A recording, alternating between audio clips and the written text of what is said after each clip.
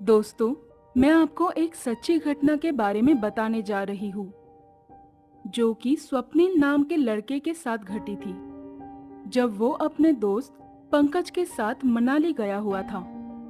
ये बात 2007 की है और महीना नवंबर का था। नवंबर में रात बहुत जल्दी हो जाती है, क्योंकि सर्दियों का मौसम शुरू हो जाता है और वो भी मनाली का मौसम।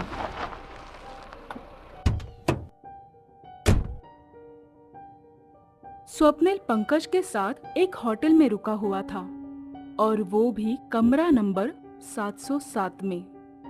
लेकिन उसे बिल्कुल भी पता नहीं था कि ये कमरा नहीं बल्कि एक भूतिया कमरा है, क्योंकि इसमें जो भी रहता है उसकी मौत हो जाती है। स्वप्निल और पंकज रात का खाना खाकर कमरे में सो गए। दोनों गहरी नींद में सोए हुए थे कि तभी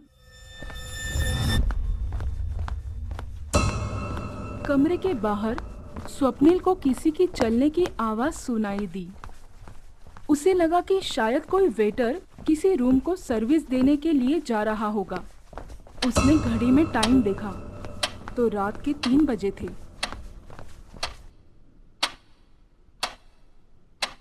स्वप्निल ने सोचा कि इतनी रात में कौन हो सकता है।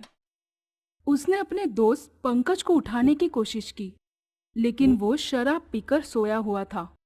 वो नहीं उठा। उतने में बिजली चली गई। फिर स्वप्निल ने दरवाजा खोल के देखा तो गलियारे में कोई नहीं था।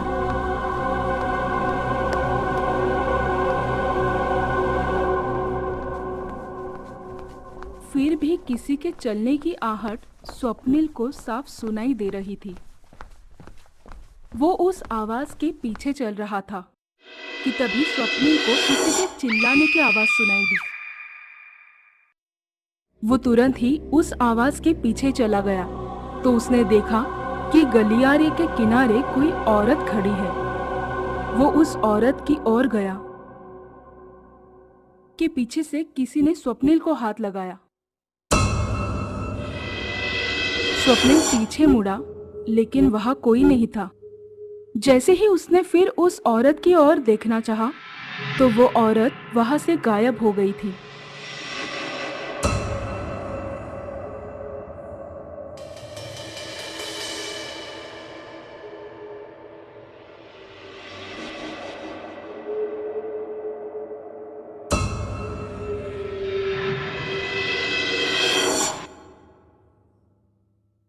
स्वप्निल ने तुरंत ही रूम में जाकर पंकज के ऊपर पानी डाला और उसे जगाया और बोला, अपना सामान बांधो, हम यहाँ से जा रहे हैं।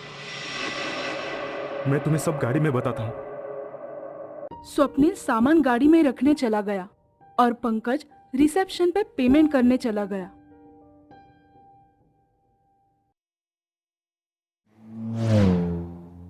अरे पता है क्या हुआ?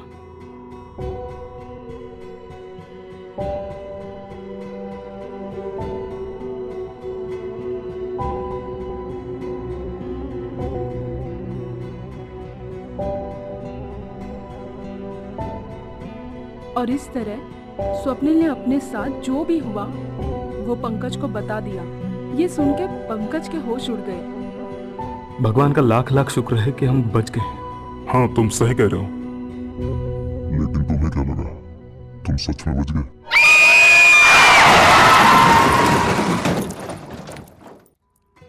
सुनने में आया है कि होटल के उस कमरे में एक औरत ने अपनी जान दी थी और वो औरत मैं हूँ। कभी भी इस कमरे में आने की हिम्मत भी मत करना।